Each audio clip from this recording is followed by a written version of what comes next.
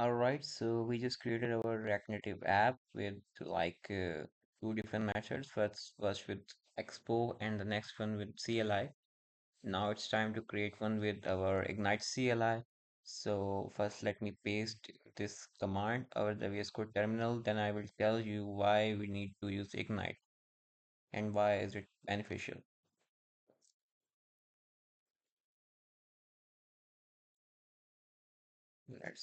I think I have already created a pizza app again. Let's call this one pizza. So why do we need to use Ignite CLI? All right. What does Ignite provide? Ignite, you can see that as you progress through your career, let's see what it's asking. Okay, pizza. I want to start my project here. All right. And Expo, I will use Expo, Expo Go, and let's say not right now. And let's go with yes. I will use npm and yeah, sure, install dependencies. All right.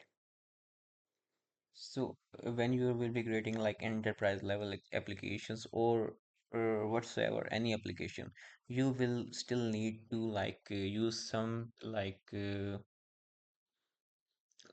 things which are mandatory in every application, like state management in terms of React Native, navigation, splash screens, etc. These will be built in by Ignite CLI, and you don't have to install these things again and again.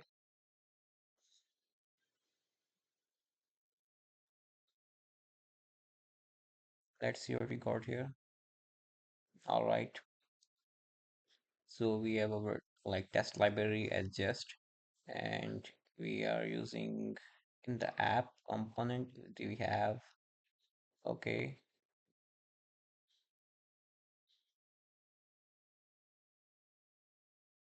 That will be the main entry point in our application. It's still installing right now, but let's see. So the template provided by Ignite CLI will be in TSX TypeScript. This will be our entry point to our application.